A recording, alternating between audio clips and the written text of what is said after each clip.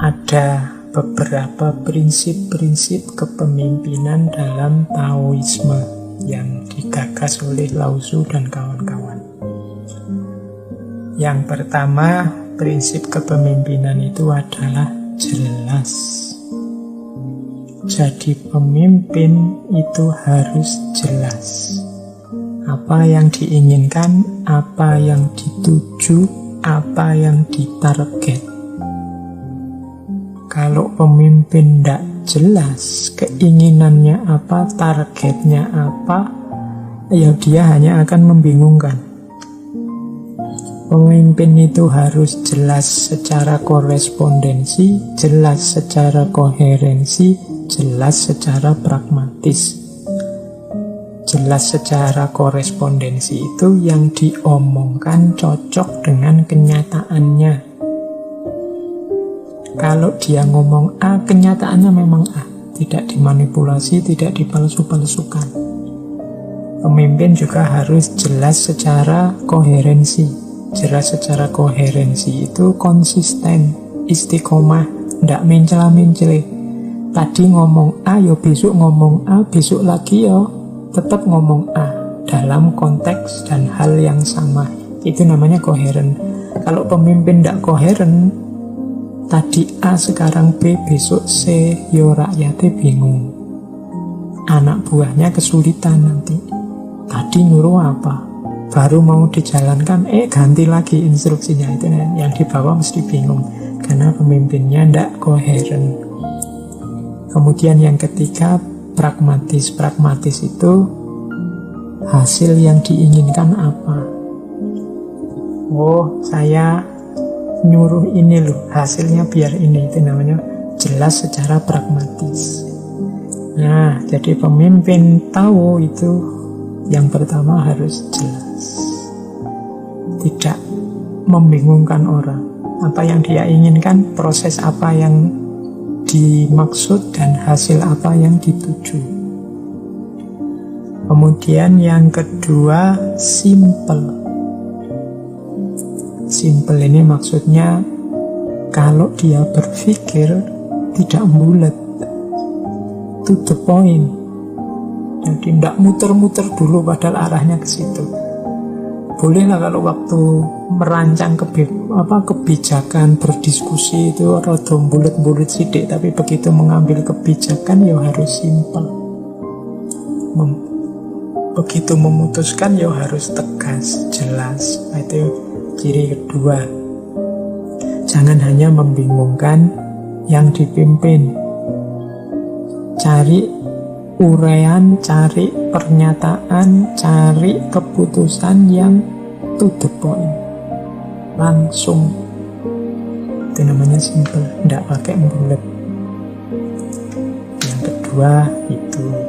Yang ketiga, seimbang. Ya, nanti dalam Taoisme kan terkenal sekali ajaran antara yin dan yang. Hidup ini selalu berada dalam harmoni antara yin dan yang. Ada hitam, ada putih, ada siang, ada malam, ada baik, ada buruk, ada selalu ada yin dan yang, ada pasangan-pasangan. Dan hidup ini butuh dua dimensi ini untuk saling mengimbangi. Yin itu sering diilustrasikan sebagai yang lembut, yang itu sering diilustrasikan sebagai yang keras, yang agresif. Ini harus imbang. Hidup ini kita harus paham kapan lembut, kapan keras. Hidup ini kita harus paham kapan semangat, kapan istirahat. Hidup ini kita harus paham kapan tegas, kapan lunak.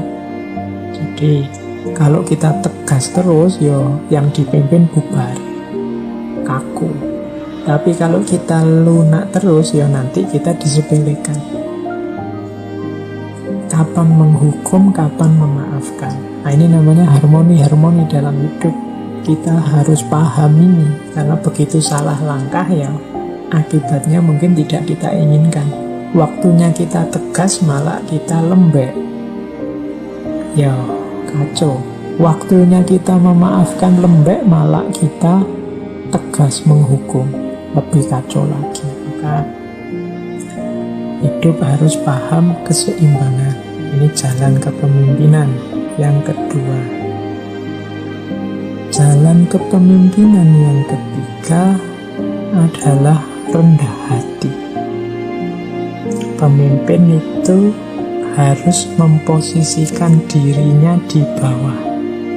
Itu ada satu quotes dari Lao Tzu, sungai dan lautan lebih kuat dari aliran air. Namun mereka tidak akan kuat tanpa aliran air yang mengisi mereka. Untuk dapat menampung air, sungai dan laut harus lebih rendah. Maka pemimpin harus siap merendah. Jadi pemimpin ini kan kalau bahasa Jawanya momong yang dipimpin. Untuk bisa ngomong itu kan harus memposisikan diri seperti wadah, biar yang dimomong bisa masuk dalam wadah itu semua. Untuk bisa mewadahi kan kita posisinya lebih rendah. Jadi seperti laut atau sungai itu kan jadi muara akhirnya aliran air. Dia lebih kuat karena dia posisinya lebih rendah. Kalau pemimpin tidak bisa merendah, tidak bisa rendah hati, ya dia tidak akan bisa menampung aspirasi rakyatnya. Maka pemimpin harusnya logikanya dia memposisikan dirinya rendah. Dialah karena yang menampung segala keinginan, menampung dan menuruti segala kebutuhan rakyatnya yang dipimpin. Jadi pemimpin harus rendah hati. Yang keempat, pemimpin harus, ini istilahnya, berani melepaskan. Katanya Lao Tzu, setelah engkau yakin telah melakukan yang harus dilakukan, mundurlah. Jangan ikut campur. Biarkan masyarakat melakukan yang mereka inginkan dan alam akan menjalankan rumusnya. Jadi maksudnya apa? Jalankan tugas kita sebagai pemimpin. Setelah itu ya sudah, jangan mengklaim jasamu, jangan memamerkan kesuksesanmu, mundurlah. Biarlah setelah itu hasilnya apa, efeknya apa, manfaatnya apa, alam yang bekerja. Tugasmu sebagai pemimpin cukup jalankan tanggung jawab kepemimpinanmu sebaik-baiknya. Setelah itu sudah, tidak usah kamu hitung-hitung lagi, kamu pamer-pamerkan lagi, kamu tunjuk-tunjukkan lagi, inilah hasilku, inilah karyaku, dan lain sebagainya.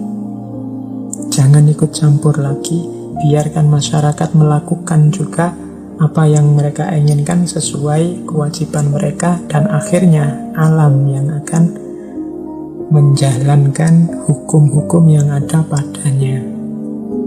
Jadi harus berani melepaskan, karena biasanya orang itu kalau sudah bekerja, berkarya, kemudian merasa itu jadi miliknya. Ini hasilku, ini karyaku. Yang seperti ini nanti biasanya jadi sumber kesulitan, sumber kesusahan, ya karena kita mengklaim tadi. Begitu dikritik orang atau orang tidak tahu bahwa itu karyanya, atau orang menganggap karyanya jelek, macam-macam, kan terus kita jadi sedih, jadi gelisah, jadi galau. Ya salahnya kita sendiri, kenapa itu kemudian kita klaim, kita pamerkan sebagai karya kita. Jadi sudah, berkarya saja semaksimal mungkin, terus mundur. Wong tugas kita itu kan kewenangannya hanya sampai bekerja semaksimal mungkin.